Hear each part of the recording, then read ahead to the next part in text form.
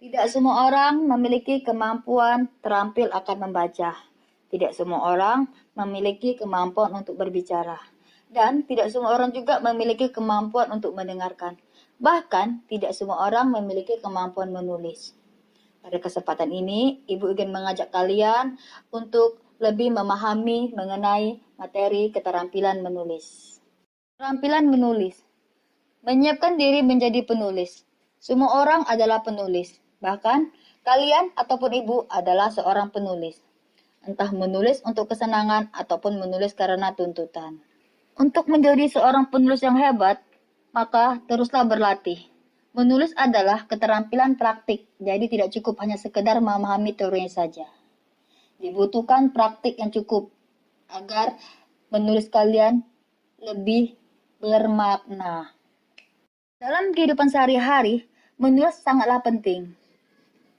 Pembelajaran menulis merupakan pembelajaran keterampilan penggunaan bahasa Indonesia dalam bentuk tertulis. Ibu ulangi lagi, pembelajaran menulis merupakan pembelajaran keterampilan penggunaan bahasa Indonesia dalam bentuk tertulis.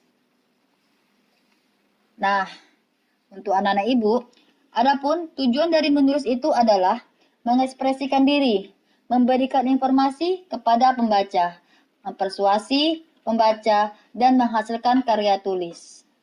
Anak-anak ibu yang ibu sayangi, sebelum kita lebih jauh mempelajari apa itu menulis, terlebih dahulu ibu ingin menjelaskan kepada kalian, menulis itu apa. Nah, menulis itu berasal dari bahasa tulis. Tulis adalah ada huruf, angka, dan sebagainya. Jadi, sampai situ anak-anak ibu sudah paham kan? Menulis adalah membuat huruf, angka dengan pena, pensil, ataupun cat yang dapat melahirkan pikiran atau perasaan seperti mengarang atau membuat surat. Ibu ulangi lagi ya. Menulis adalah membuat huruf, angka dengan pena, pensil, cat yang dapat melahirkan pikiran, perasaan seperti mengarang ataupun membuat surat. Dari penjelasan ibu sesudahnya, ibu bisa kita ambil kesimpulan. Nah, menulis pada hakikatnya suatu proses berpikir yang teratur, sehingga apa yang ditulis mudah dipahami pembaca. Adapun aspek-aspek penting dalam penulisan, konten, perbendaharaan kata, tata bahasa, penyusunan, dan mekanisme. Jadi, ada 5 aspek penting dalam penulisan. Yang pertama, ibu ulangi ya, konten. Yang kedua, perbendaharaan kata, yang lebih dikenal dengan kata vocabulary dalam istilah bahasa Inggris. Kemudian, yang ketiga, tata bahasa. Yang keempat, penyusunan. Dan yang terakhir, mekanisme. Tanpa adanya aspek-aspek itu, penulisan tidak akanlah terjadi. Adapun syarat-syarat untuk menghasilkan tulisan yang baik adalah 1. Kemampuan untuk menemukan masalah yang akan ditulis. Jadi, untuk menghasilkan tulisan yang sangat baik, dituntut kemampuan untuk menemukan masalah yang akan ditulis. Tentukan dulu masalah yang akan kalian tulis, baru kalian bisa menghasilkan tulisan baik. Tanpa menemukan suatu masalah yang akan ditulis, kalian tidak akan mampu untuk menghasilkan tulisan yang baik. Yang kedua, kepekaan terhadap kondisi pembaca. Dan yang ketiga, kemampuan menyusun perencanaan penelitian. Nah, di sini kalian dituntut untuk memiliki kemampuan menyusun perencanaan penelitian. Selain itu, kalian juga harus memiliki kemampuan menggunakan bahasa Indonesia. Jadi, kalian harus wajib mampu menggunakan bahasa Indonesia yang baik dan benar. Yang kelima, kemampuan menulise.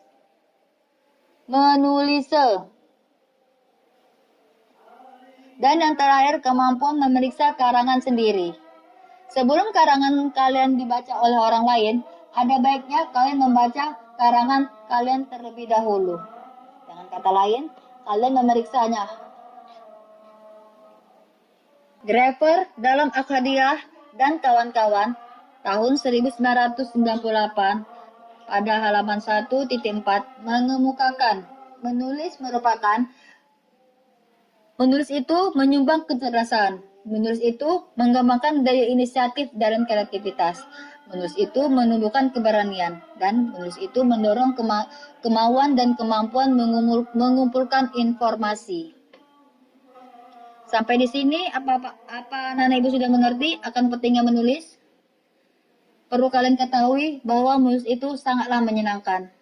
Tidak ada orang yang jemu atau lelah untuk menulis. Sedangkan orang yang sedang berputus asa saja, dia menulis, menceritakan isi hatinya melalui catatan harian. Yang kita kenal itu istilah diari. Bukan diare ya. Keterampilan menulis adalah hasil dari keterampilan berbicara, membaca, mendengar. Sebelum terlebih jauh lagi Ibu menjelaskannya, nah di sini Ibu akan menjelaskan apa itu keterampilan berbicara. Keterampilan berbicara adalah salah satu keterampilan berbahasa sebagai kemampuan mengucapkan bunyi-bunyi artikulasi atau kata-kata untuk mengekspresikan, menyatakan, serta mengungkapkan pendapat atau pikiran dan perasaan kepada seseorang atau kelompok secara lisan, baik secara berhadapan ataupun dengan jarak jauh. Keterampilan membaca adalah kemampuan yang diperoleh siswa selama mengikuti proses pembelajaran. Anak-anak ibu, apa kalian sudah mengerti apa itu keterampilan berbicara? Apa itu keterampilan membaca? Nah, baiklah, kita lanjut ke materi berikutnya, yaitu ibu akan menjelaskan juga mengenai keterampilan mendengar. Keterampilan mendengar yang mendasari keterampilan konselor lainnya, yaitu refleksi isi konseling dan perasaan konseli, bertanya, menyimpulkan dan membingkai ulang isi dari pembicaraan konseling. Sesuai materi kita mengenai menulis, di sini Ibu akan mengajak kalian bagaimana cara menulis itu. Menulis itu sangatlah menyenangkan. Di sini kita akan membahas mengenai puisi. Nah, puisi itu terbagi dua, yaitu puisi lama. Puisi lama adalah puisi yang terikat oleh aturan-aturan.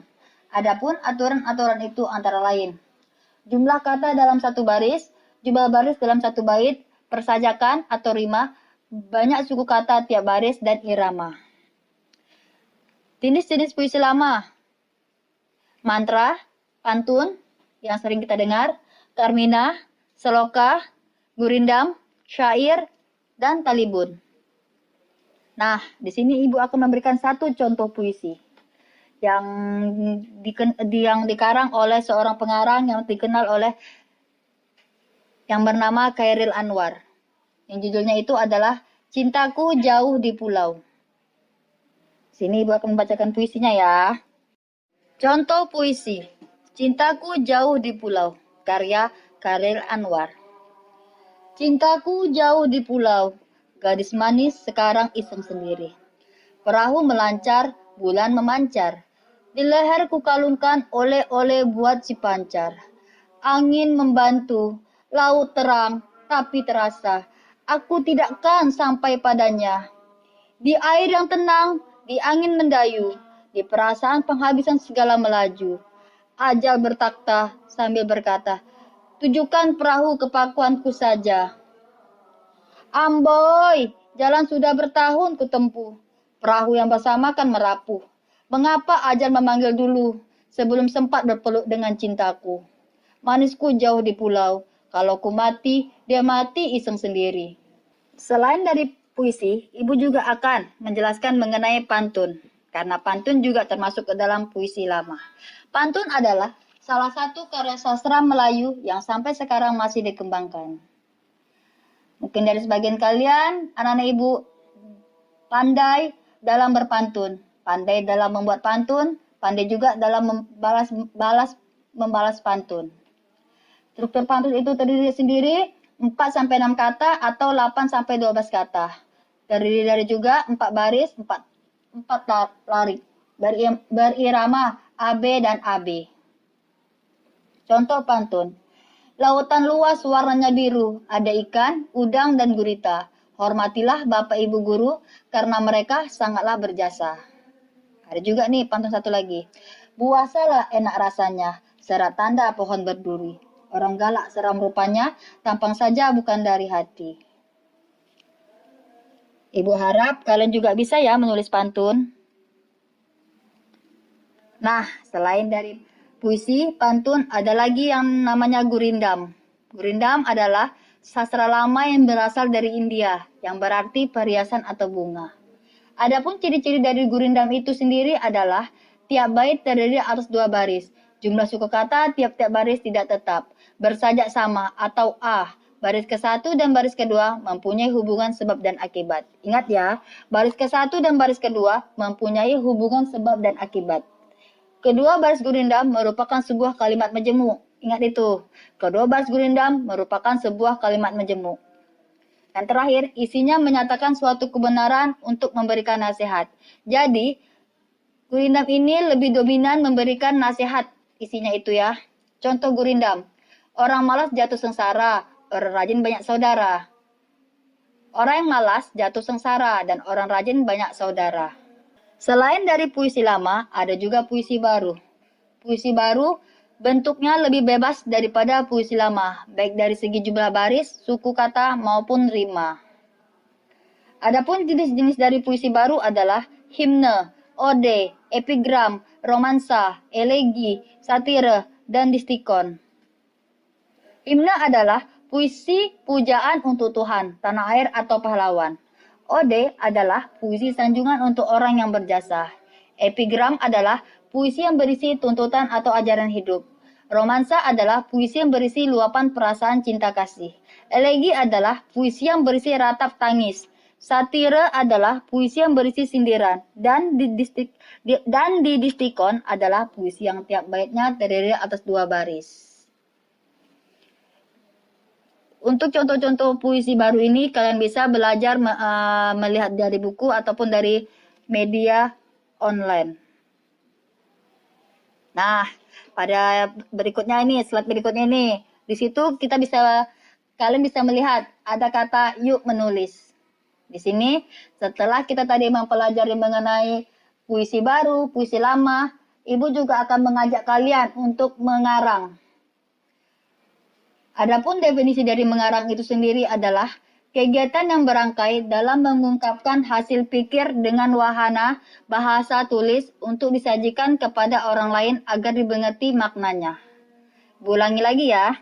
Pengertian dari mengarang adalah kegiatan yang berangkai dalam mengungkapkan hasil pikir dengan wahana bahasa tulis untuk disajikan kepada orang lain agar dimengerti maknanya.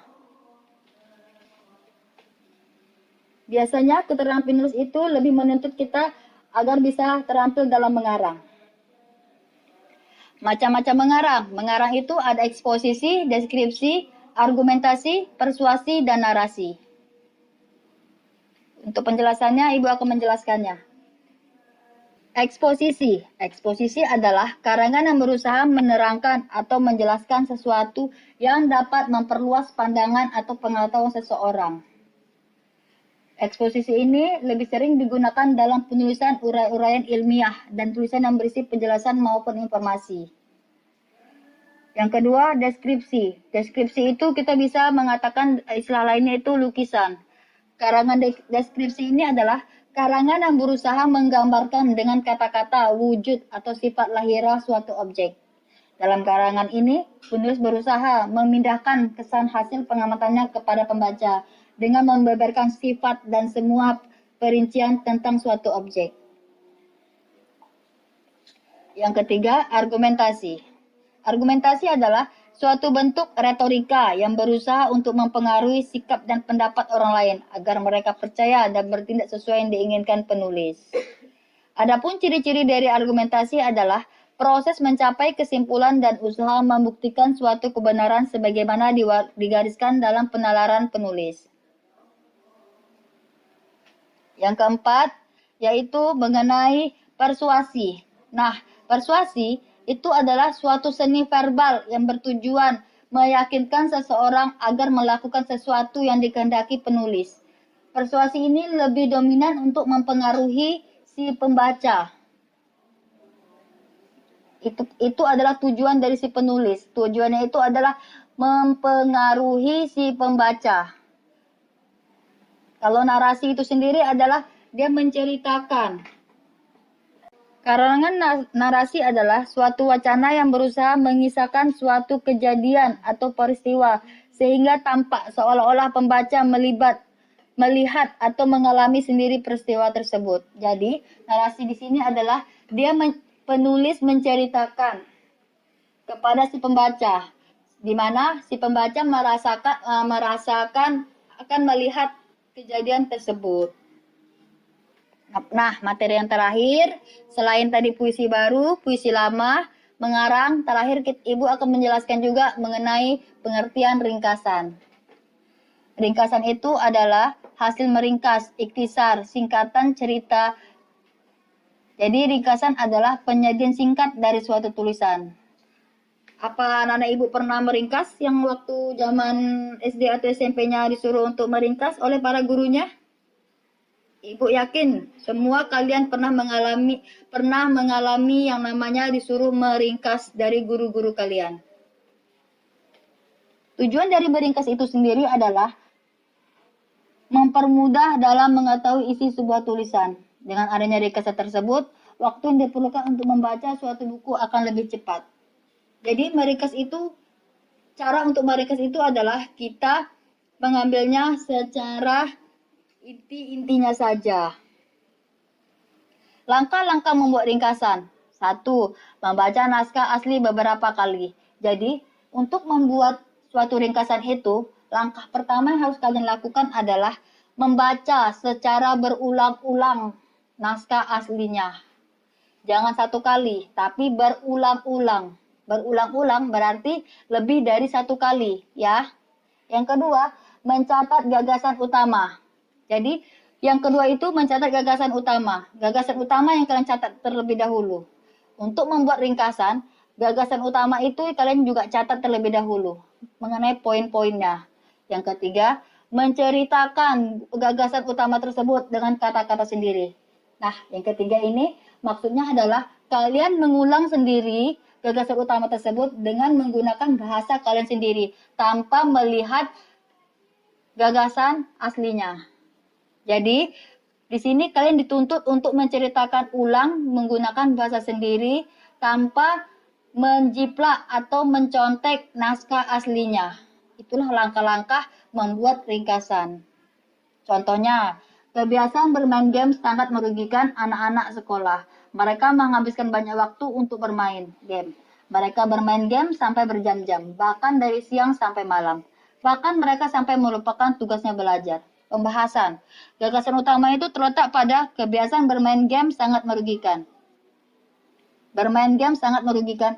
Kebiasaan bermain game sangat merugikan. Itu adalah gagasan utamanya. Jadi ringkasannya adalah kebiasaan bermain game sangat merugikan anak sekolah karena membawa waktu belajar. Ulangi lagi ya. Jadi, ringkasan dari contoh tersebut adalah kebiasaan bermain game sangat merugikan anak sekolah karena membuang waktu belajar. Di sini, kalian juga bisa meringkas bacaan yang telah diberikan oleh guru kalian. Tujuan dari meringkas itu sendiri adalah mempermudah kita untuk memahami isi teks bacaan.